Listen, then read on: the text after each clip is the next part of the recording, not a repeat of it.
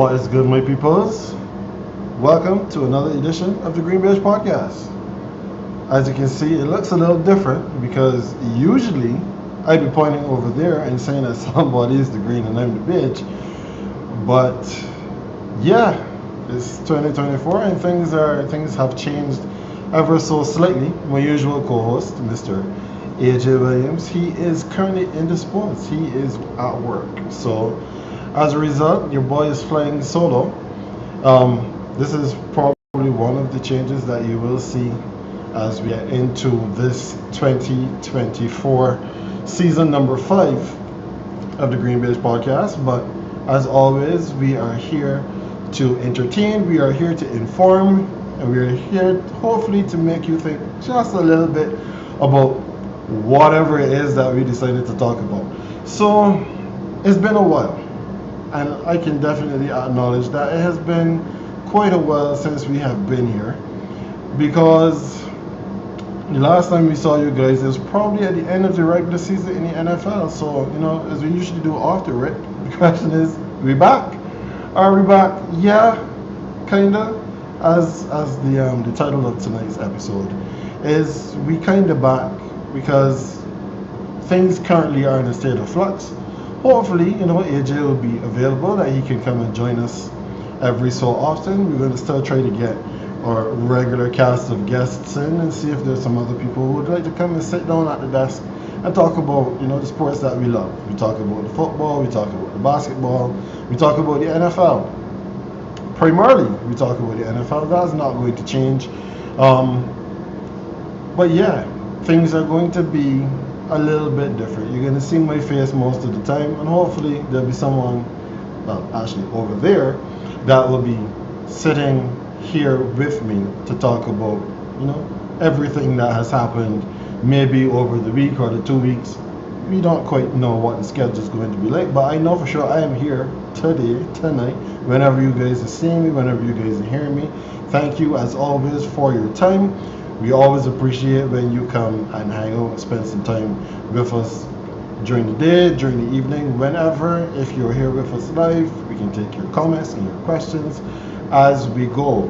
Of course, we always invite you to like the channel, subscribe to the channel, like the video, hit the notification bell so that every time that we are on, then you can be here with us.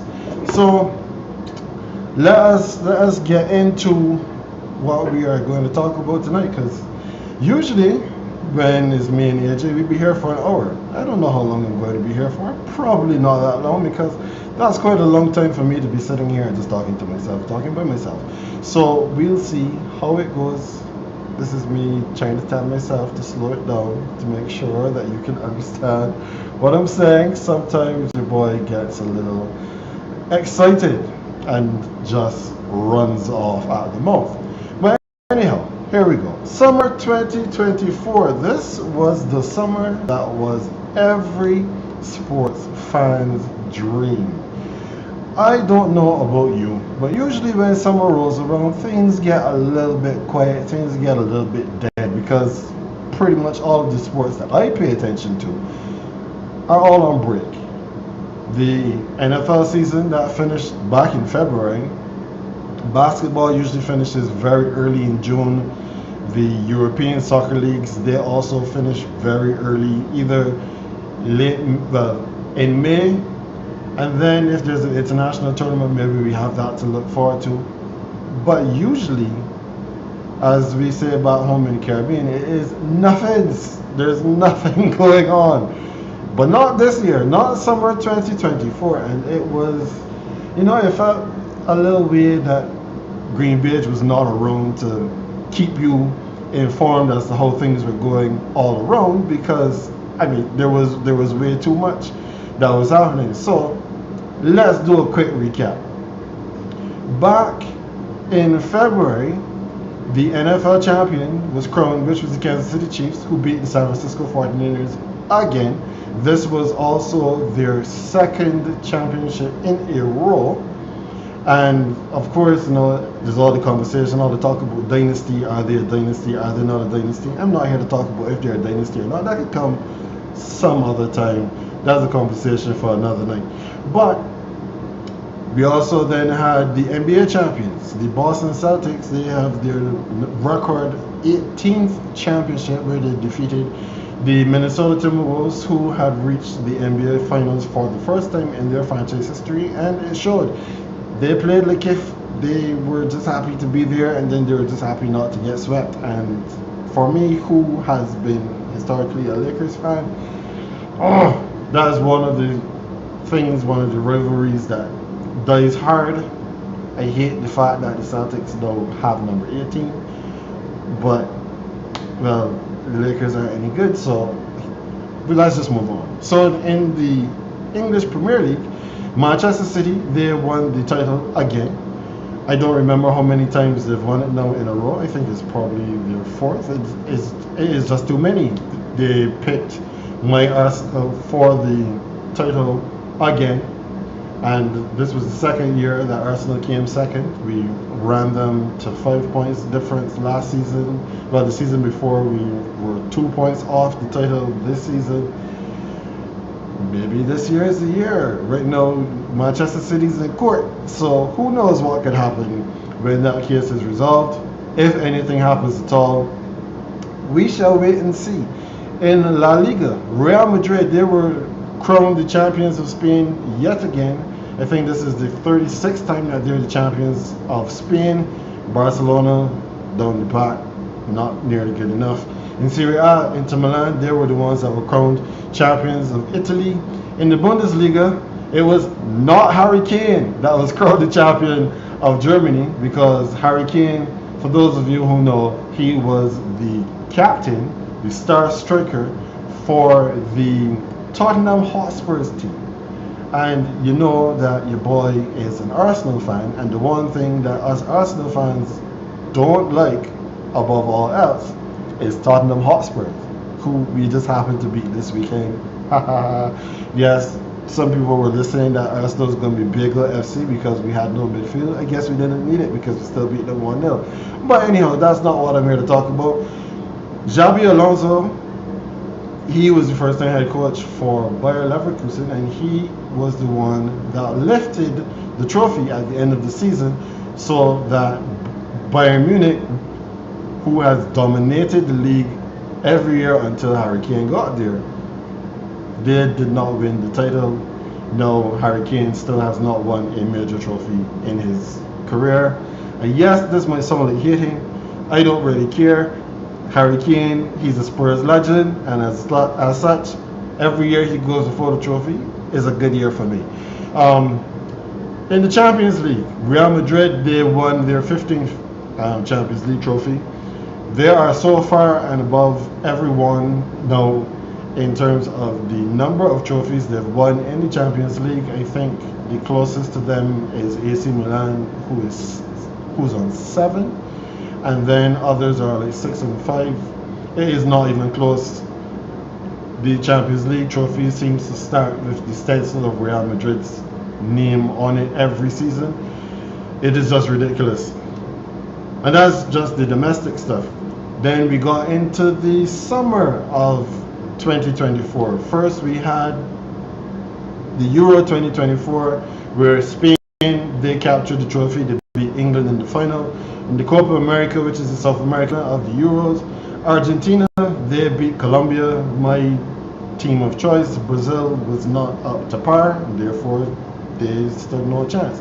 For the cricket fans, in my home region of the Caribbean, the T20, the 2020 Cricket World Cup was held, and India, they won the 2020 World Cup.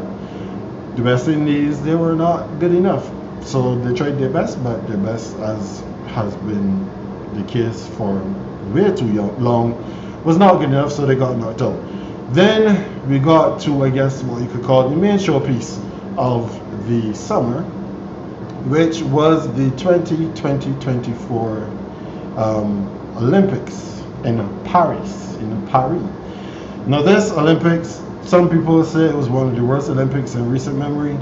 I am not one that holds that view. I think that the Olympics were good. We had 17 world records set in this Olympics. including, well, not including because this wasn't a world record. This is the first time it ever happened, which is that Paul Walter, he was, his power pole knocked the pole off when he was going over the pole. He didn't win gold, but he sure won a lot of fans all over the world. So I guess that's not too bad. There were 125 Olympic records broken during these Olympics. When you looked at the medal count, that's one of the things that people pay most attention to. The US, they tied with China for the most gold medals. Both of them ended the tournament with 40. But the US had the most medals overall. They had 125 to China's 91, and Japan finished with 45. And that's just a brief, quick recap of what happened over the summer that was 2024. It was a lot. It was a whole lot.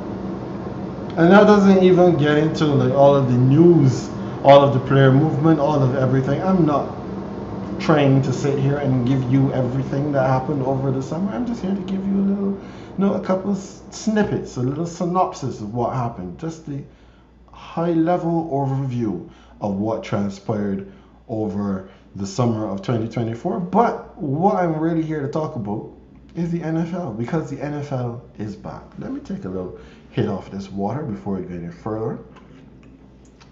Yeah. Keep the vocal cords nice and moist. All right, so as I said, the NFL season has begun, and one of the things that we often hear about when they're talking about the NFL is, the team's records. You're as good as your record says, but is that always the case? Is it really so? Are you really as good as your record? So what I'm going to do here now is that I'm just going to go through what has happened over these last 2 weeks. And then I'm going to tell you how I feel about these teams and their records. And, well, we'll just discuss, are these records created equal? Is every 2-0 team the same? Is every 1-1 team the same? Is every 0-2 team the same? I'm going to give you my opinion. You can always jump into the comments and let me know what you think about these teams, what their records are saying. And if I got it right, if I got it wrong, it's always good if Ken, sometimes gets it wrong, because at least then that gives you a chance to tell me how you really feel. So let's get going. Are all these records created equal? So we're going to start with the 2-0 teams. Now, the teams that currently have this 2-0 record: the Buffalo Bills, the LA Chargers, the Kansas City Chiefs, the Pittsburgh Steelers, the Houston Texans. More teams on the AFC than I thought. And then on the NFC side, we have the Seattle Seahawks, the Minnesota Vikings, the New Orleans Saints, and the Tampa Bay Buccaneers. So that is, by my count, that's about 7 teams that have the 2-0 record. But let's start in the AFC, and we come down from the AFC East. So that starts with the Buffalo Bills. The Buffalo Bills, their 2 games so far this season, they played against the Arizona Cardinals. They beat them 34-28 at home, and then they went on the road and beat the Dolphins 31-10. I'll be back to talk about the Dolphins, obviously, but the Bills so far 2-0. The Bills right now is a team that is really hard to figure out, because offensively, they don't have a number 1 wide receiver. Is that a problem? It could be down the line. So far, it's not proven to be, because Josh Allen has been doing Josh Allen things. In the first game, Josh Allen, he threw for 2 touchdowns, and then he ran for 2 touchdowns. And then in the second game, when they won 31-10, well, that really was no contest. He threw for 1 touchdown, but the running game of the Bills really did a number on the Dolphins, and then the Dolphins, well, they lost their quarterback, so it really wasn't a contest anymore. And when you take all of what do we know so far about the Bills? The Arizona Cardinals is a team that's still rebuilding. and they were able to put up 28 points on what is supposed to be a really good defensive team. Right, we just don't know what the Bills are. They're 2-0, and coming up this week, who are the Bills playing? The Bills are playing the Jaguars. That still might not tell us a lot, but that's a game that you would expect that the Bills will win. So I guess the 2-0 and the Bills, we can say that that's pretty legit. Now the LA Chargers. The LA Chargers. This is I think we found our first fraud. The LA Chargers are 22.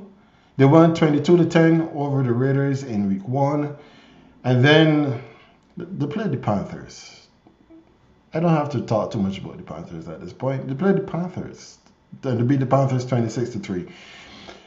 Right now, their quarterback, Mr. Justin Herbert, he seems to be nursing some kind of injury.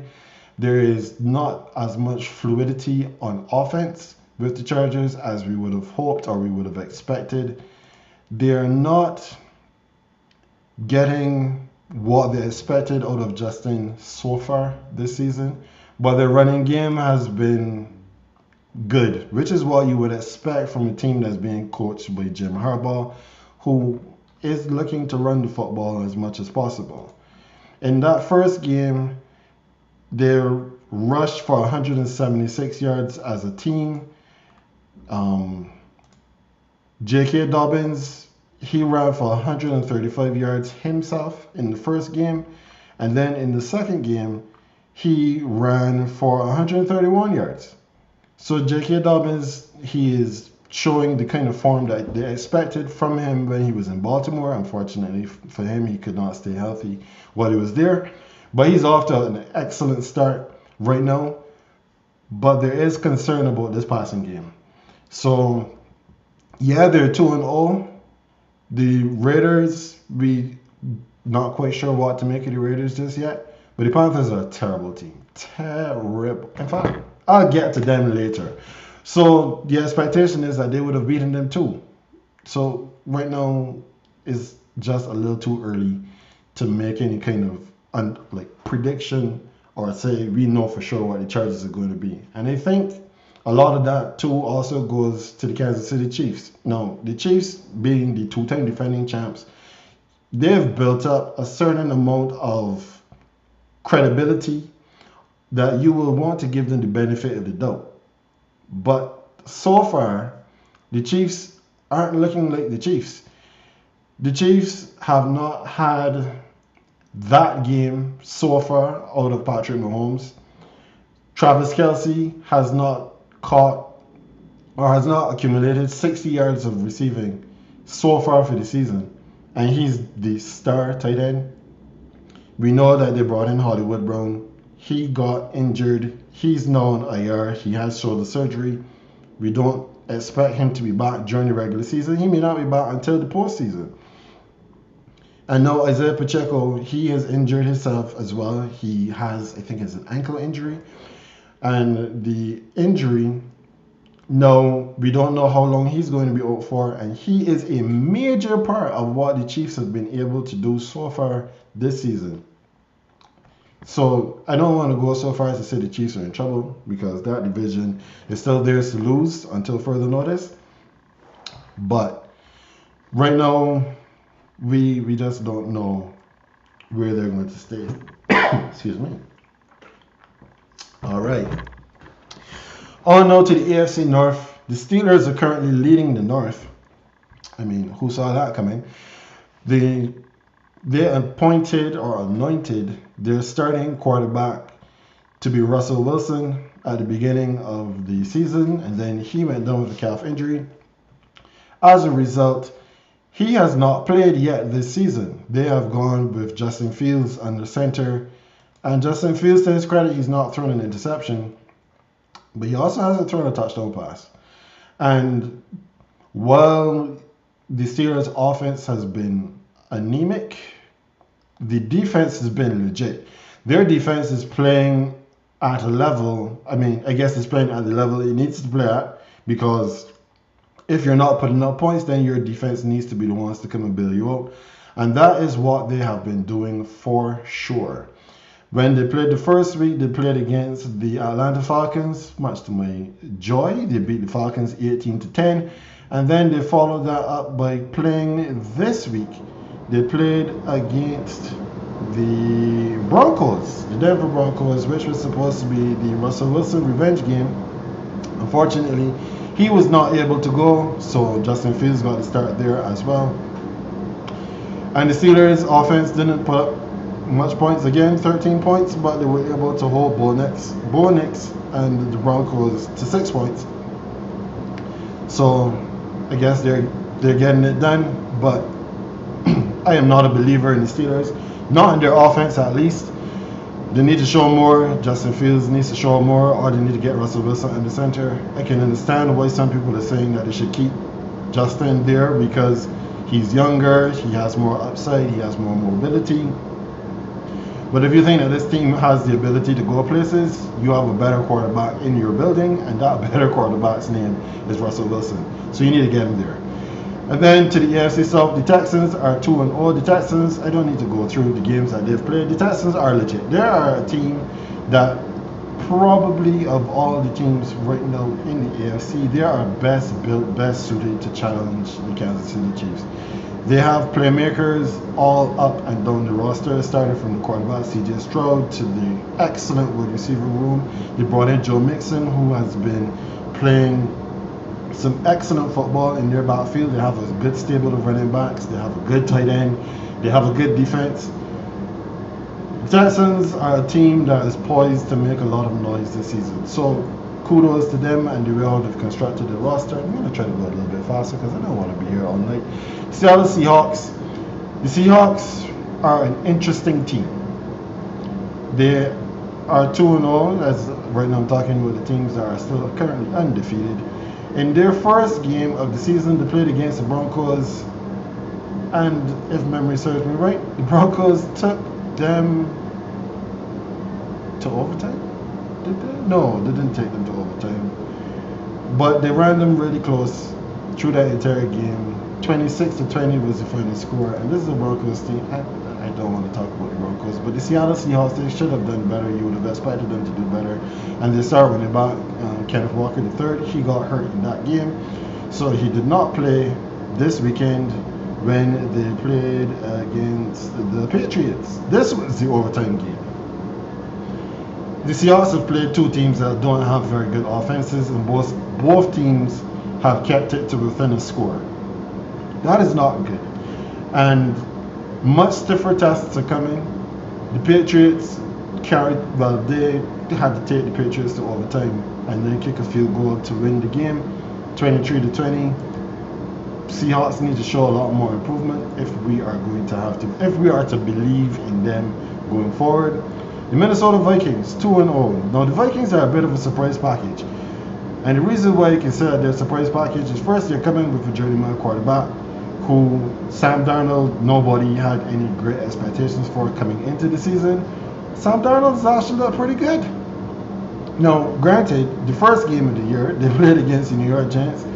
I guess the Giants was hoping to distract them with those god-awful uniforms that they were wearing.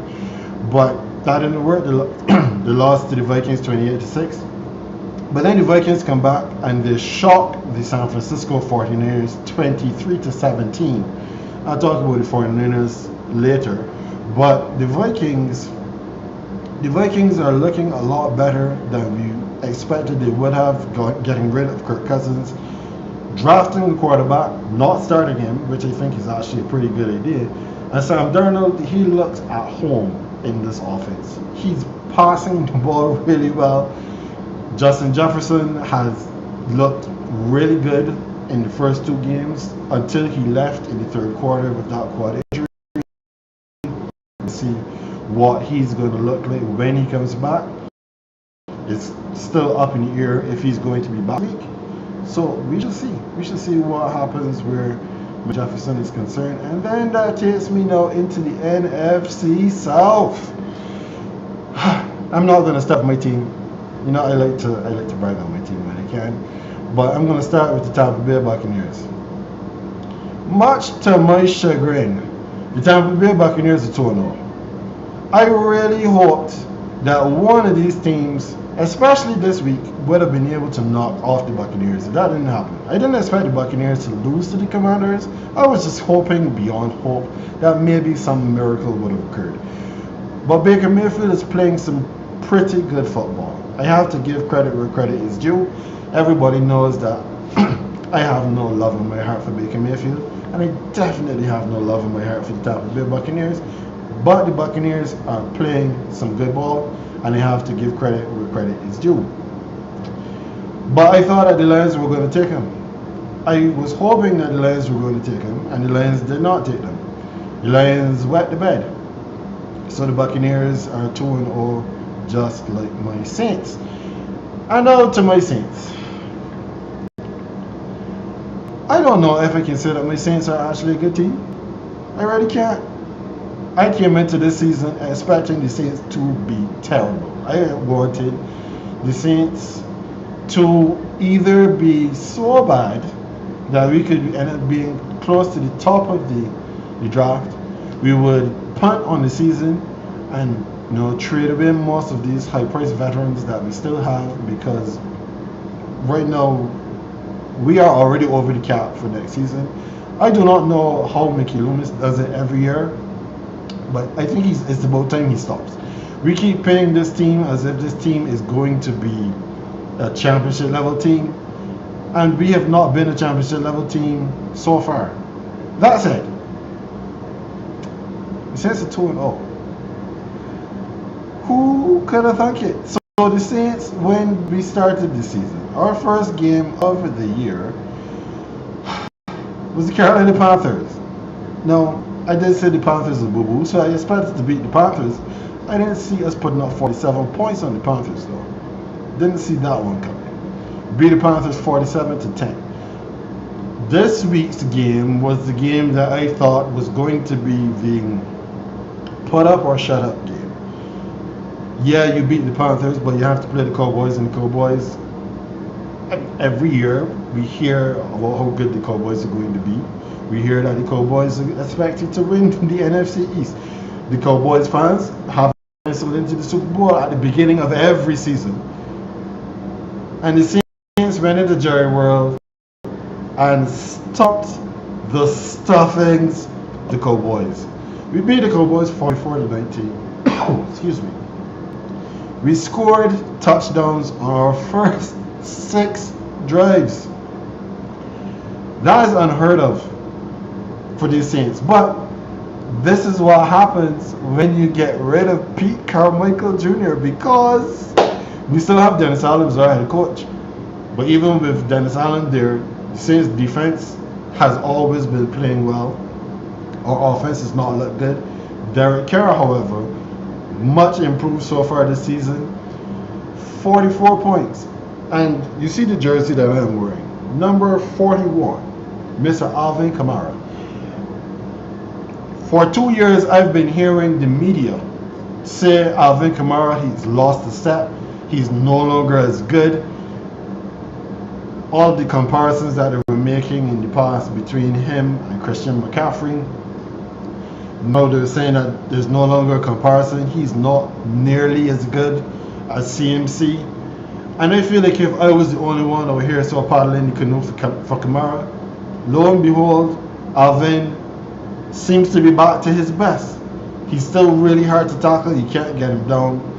He ran for over 100 yards this last game. He scored 4 touchdowns on his own, 3 rushing, 1 passing. Alvin Kamara is looking back to top form, while Mr. McCaffrey, the injury bug that he seemed to have gotten over the last couple of years, it seems to be back. So since it's back, then we need to, I don't know.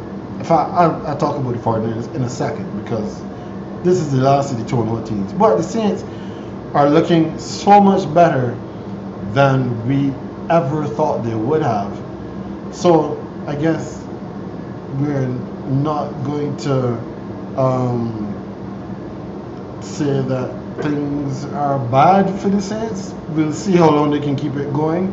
But at least today, I can be happy because the Saints are looking good. So those are the 2-0 teams. Gotta go faster because I'm already at half an hour and the throats are already getting dry. So, the one-on-one records. Teams, the question has to be asked, we good? How we feeling about this one-on-one team? So, the New England Patriots, they're one-on-one. Somebody said that they expected that they thought the Patriots were going to go winless this season. However, they were able to get a win. I think it was in week 1. They won their first game of the year. Who did they play? Where is that game in the everything? The Bengals. Patriots beat the Bengals. Oh, if you're a Bengals fan, I'm sure you're not feeling very good, but the Patriots aren't supposed to be very good. The Jets, however, they're supposed to be much improved because at least Aaron Rodgers, he lasted more than 5 plays. He played the entirety of the first game, played the entirety of the second game. The Jets are looking much better. The defense is still playing really well. And the offense is actually looking pretty good as well. So we have to give credit where credit is due. Maybe Robert Saleh and everyone involved in the Jets organization may be able to keep their jobs. Because if the Jets can really get this going, then the Jets could find themselves, in a playoff spot. But it's still way early to tell. A team, though, that can't be feeling very good right now about their one-on-one record is the Miami Dolphins, because Tua Tagovailoa, their starting quarterback, Tua needs to find ways to not hit his head in a game where hits to the head happen very often. Last season, they said he bulked up so that he could protect himself a bit better, and he didn't get a concussion. This season, they said he slimmed down a bit so that he can make himself more agile.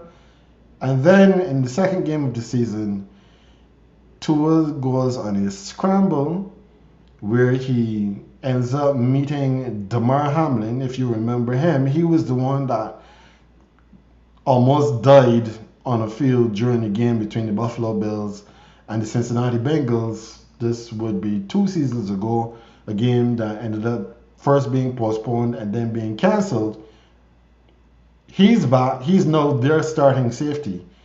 So we have Tua, who has a history of concussions, running into Damar, who had a heart problem. And Damar survived the hit. Tua has a concussion and is currently on IR. We don't know when Tua is going to be back. But Tua is saying he's not retiring. So I guess good for him. But at the same time, football is a game and life happens outside of football. So I'm not here to tell Tua to retire, but if there's one person in the NFL that should be wearing the padded fat head helmet that is supposed to help protect you from brain injuries, that is Tua. He should be wearing that helmet. I don't know why he's not. But he didn't. No, he has a concussion. Dolphins in trouble. So that's the end of the AFC East. The Raiders are 1-1. The Raiders are just hoping for a winning season as far as I'm concerned. So to be 1-1, that's, I guess, not too bad. The Cleveland Browns, they're also 1-1. What is it about Cleveland? Well, the obvious is Deshaun Watson has not looked good.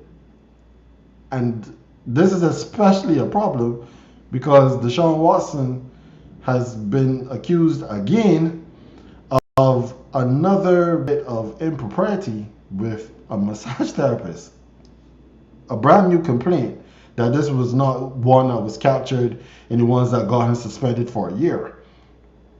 So we don't know what's going to come for Deshaun. And when he was leaving Houston, Deshaun Watson looked and he was playing at the level of an all-pro caliber quarterback. He has not looked like that this season. And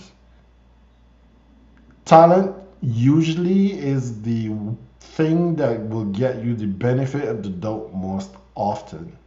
Like, people will look past certain things. They're willing to overlook certain things if you are playing at a level that gives them an opportunity to win or allows fans of other teams to dream what it might be like if you are on their team.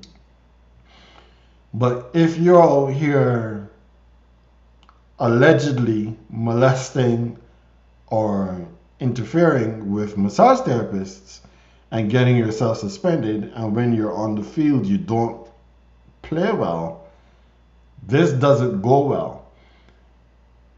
Unless Deshaun is able, one, to prove this allegation is false, and two, improve his level of play on the field, this could be his last stop in the NFL, and this could be his last year in the NFL. Because who's going to want to bring him in after this if he's not playing well and he's also proving himself to be a problem off the field? You think of the teams, you think of their sponsors, you think of their fans, the women that are going to kick hell because this nasty man is on their team. This is a problem not only for Deshaun, this is a problem for the NFL, and they're going to have some challenges in trying to get this entire matter resolved going forward. Enough on the Browns. All right, actually that's everyone in the AFC. Over to the NFC, the one-on-one teams. So in the NFC East, we have the Commanders, the Eagles, the Cowboys. I'm going to do this quick. The Commanders are playing a rookie quarterback. They should be feeling pretty good of what they're seeing out of their rookie quarterback so far. He hasn't thrown a pass for a touchdown, but he has run in a couple touchdowns. He's not looking terrible. He's probably looking at all the rookie quarterbacks so far, so kudos to them. Eagles. We thought that the Eagles were going to be like really good this season because they brought in Kellen Moore. And Kellen Moore has been the coordinator for some pretty good offenses in the NFL. And Sirianni, he let go of the reins so Jalen Hurts would feel a little bit more comfortable.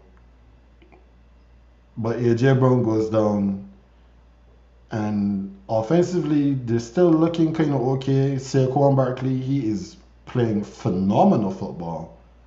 But what the hell is up with this Eagles defense? The Eagles defense right now, especially if you watch this game that they played this week against the Atlanta Falcons, a game that the Falcons had absolutely no right to come back and win. Kirk Cousins on that last drive, it looked like I said this in a number of my chats, it looked like if he was playing 7-on-7 football. They got absolutely no pressure on him. His wide receivers were just getting free in the secondary, and he was just carving up those Eagles like if it was Thanksgiving.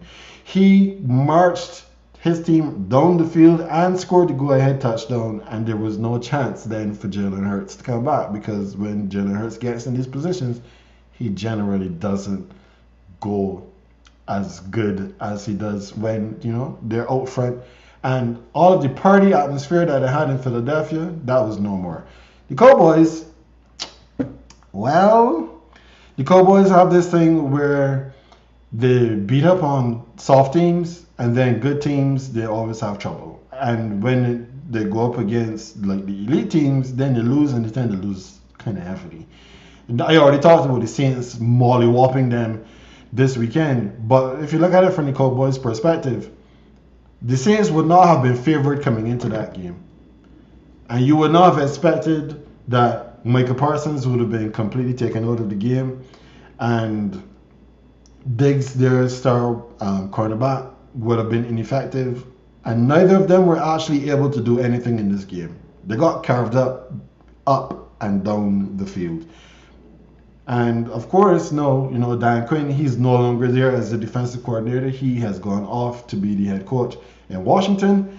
So Mike Zimmer, everybody's looking at you, boss, because this was a good defense last season, and now this season they've already given us 61 points. So this is not looking so good. The Cardinals, now in the NFC West, they're a team that's in flux. Kyler Murray, he's now back from injury. Still trying to figure out, are they going to pay him or not? Are they going to try to keep him, or are they going to let him move on? He has his challenges, which is basically his size. He's not the biggest, but where he played really poorly in the first game, he played a lot better in the second game, primarily getting the ball to his new star wide receiver, Marvin Harrison Jr. And that has gone away to making the Cardinals fans feel a little bit more optimistic about the season.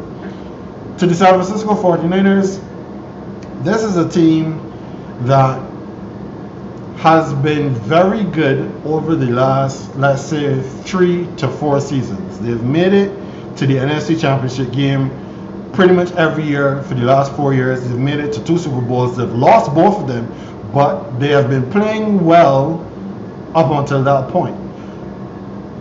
However, the question always is asked about the 49ers whenever one of their all-pro players is not there.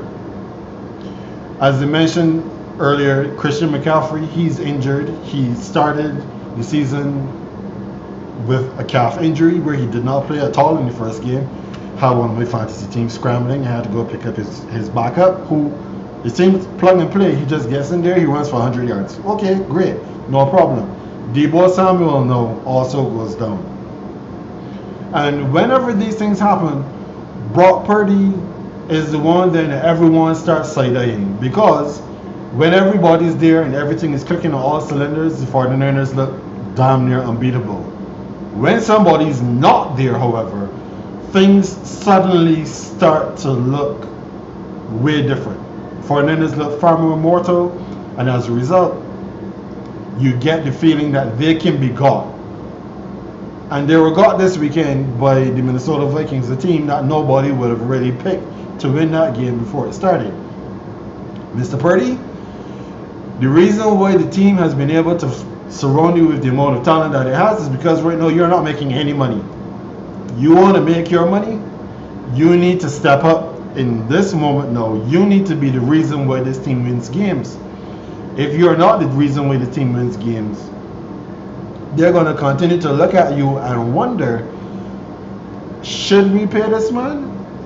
Or maybe we can find somebody else that we can just plug into the system for cheap, and then he can just do the game manager thing and get the ball to the guys that need to get it so that they can make the plays, because you, sir, are not it. This is your time now to put up or shut up. Over to the NFC North, the Lions. I thought the Lions were going to be better. I thought the Lions were going to be the team now that was pretty much going to steamroll their way through the NFC North, finish with a double-digit win season, which they most likely still can do, and be probably up there with the San Francisco 49ers to being one of the best teams in the NFC. So far, they've had one win, one loss. It's been a bit up and down.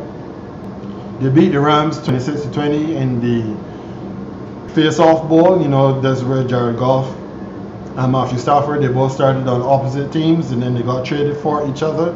And Goff and the Lions, they got the win. But then the Lions lose to the Buccaneers at home. What's up with that? So Lions, please figure it out. You're making me look kind of stupid.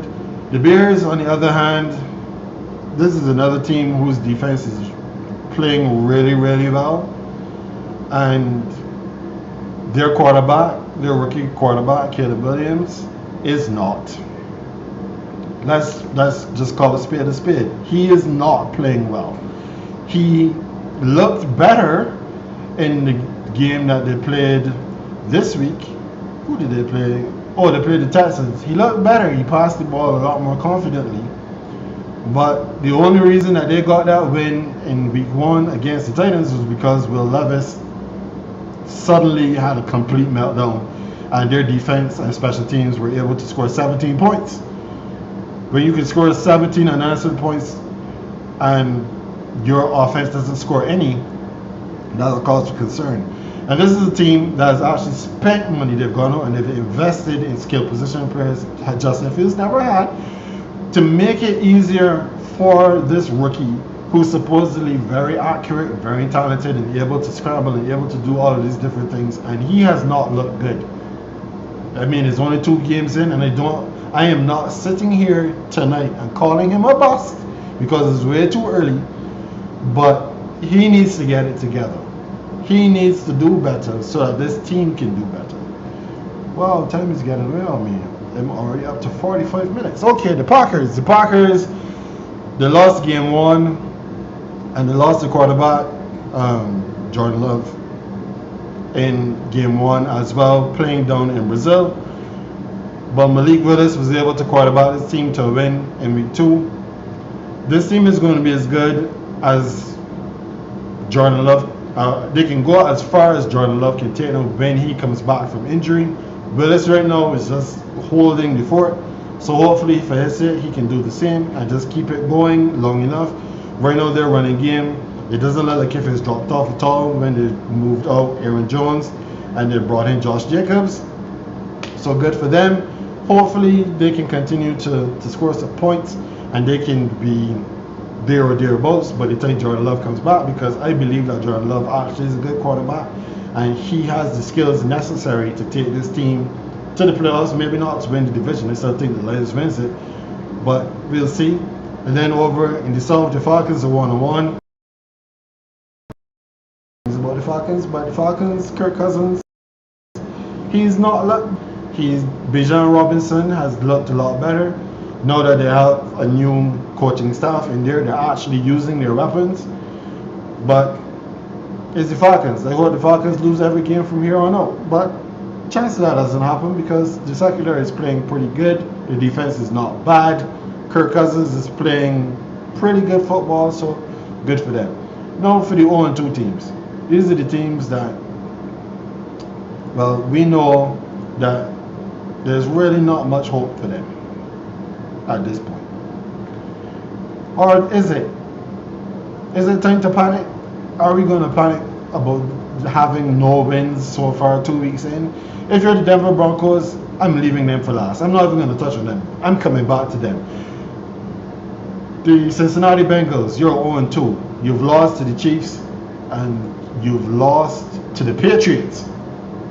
You should be concerned. I'm not saying panic necessarily, but you should be concerned.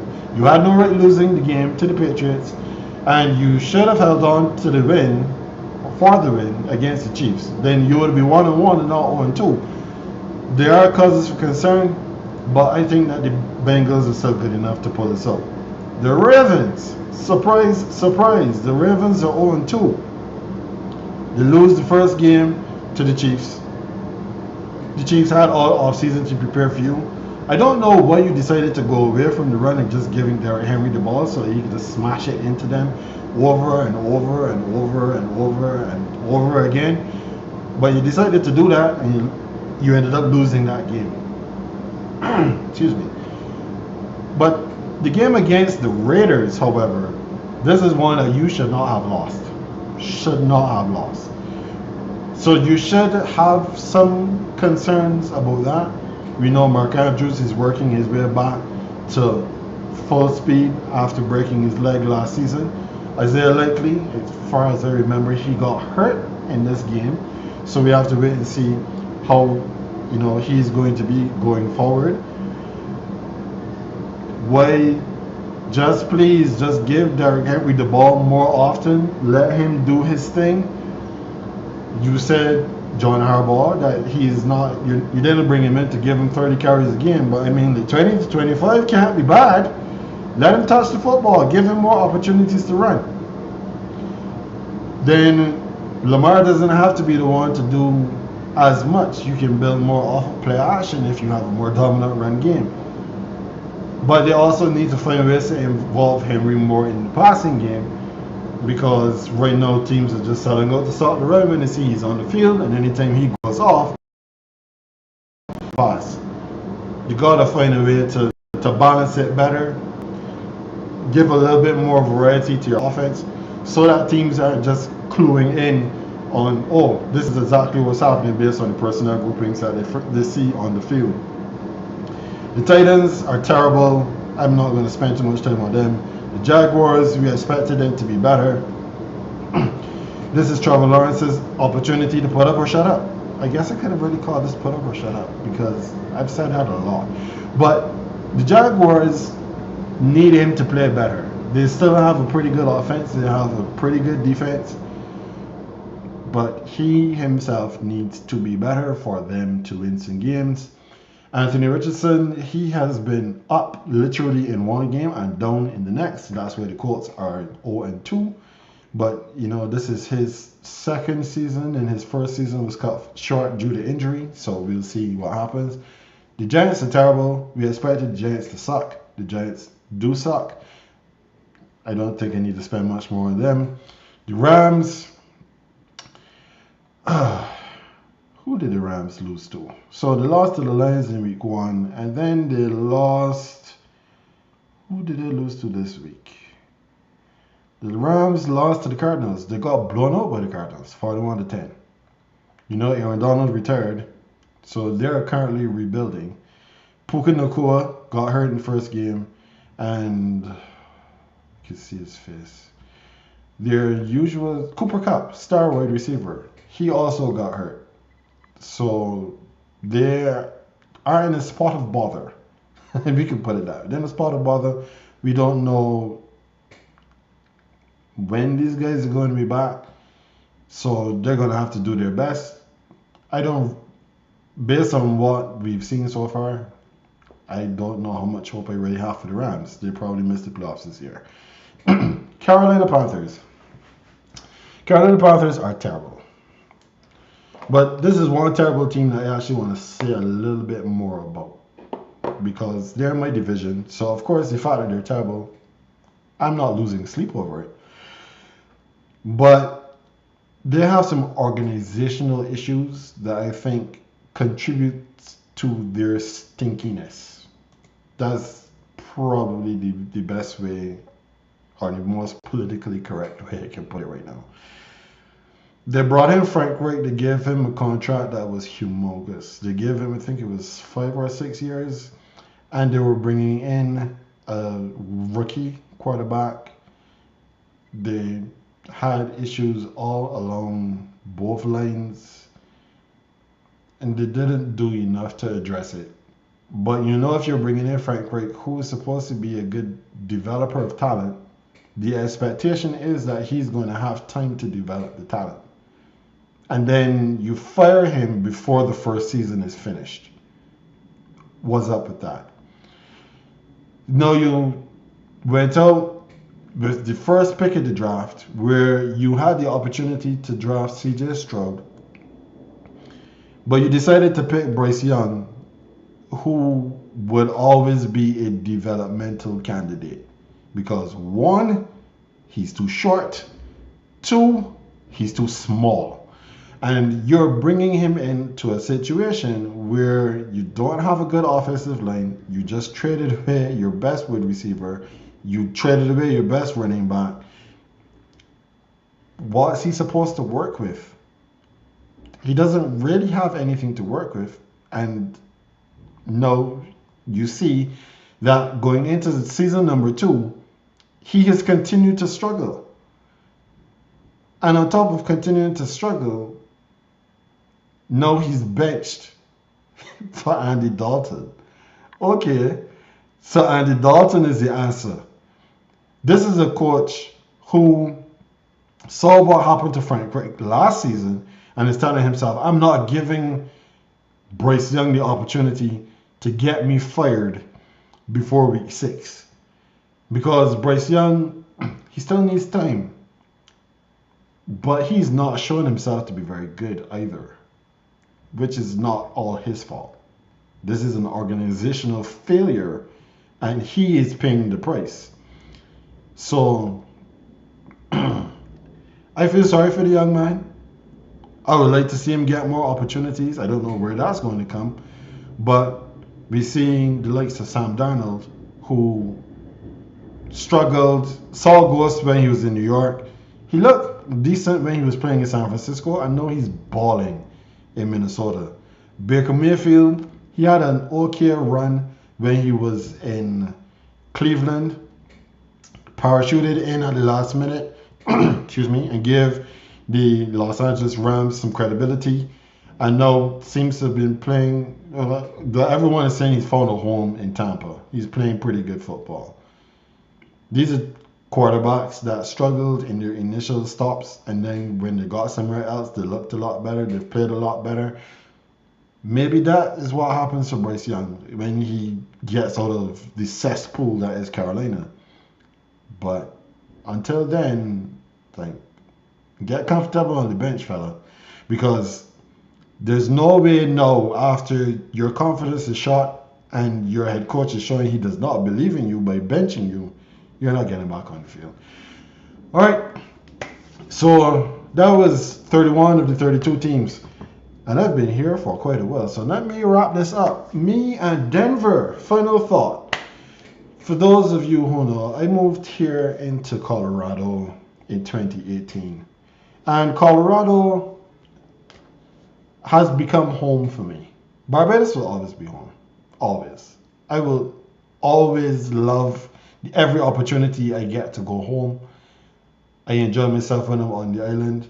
And I mean, I'm a beach boy at heart. But Colorado has something special. I mean, we have the mountains. Apparently we have some sand on what they call a beach in by the reservoir. I'm not going in that water, but there are folks that do.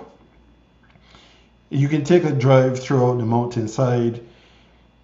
You have the front plains. There's a lot to see. There's a lot to do, especially if you like the outdoors in Colorado. And Colorado is, I think they said that we're the smallest. We have the smallest metro that has the most like sporting teams in all the disciplines, because we have the Colorado Rockies, which the Major League Baseball team, not very good, but at least we have a baseball team. We have the Denver Nuggets, who won the NBA championship a couple years ago. I was there for that parade. Great time. We have the Colorado Avalanche, the hockey team. That's actually pretty good. We have the MLS team, who are, pretty. Well, no, let's not say they're pretty okay. They're actually not very good right now. So I'm not even going to sugarcoat it. But then there's the Denver Broncos. The Denver Broncos is a team that is the one that captivates the majority of the sporting attention here in this place. And they brought in my former head coach, Sean Payton. And there's a Sean Payton rant, but I'm coming up on an hour, so I can just keep this one nice and short. Payton needs to do better. He ran Russ out of town. He drafted his quarterback, and the team still stinks. They still stink. They can't run the football. Knicks can't pass the football. He himself said that they don't have enough skilled position players around him for him to be good. Yeah, things are looking good for the fall and winter here in Colorado, and it's all Sean Payton's fault. I'm going to get at him another time, but I think I've been here long enough. I didn't plan to be here for an hour, but somehow 32 teams kept me here for all of this time. So for those of you who have been with me during this period, thank you so much. GreenBaje is back. I'm not sure yet if I'm going to be here next week, because there's some family stuff happening. If I am, see you then. If I'm not, I'll see you the next week. As I always say, please visit the channel and hit the notification bell so that you'll see if I'm here next week or the week after that. Usually there would have been someone over here saying that I would be saying that they're the green and I'm the beige, but it's just me. It's just Ken. It's a new look GreenBaje, at least for this episode. We'll see what happens next time, and we will see you next time.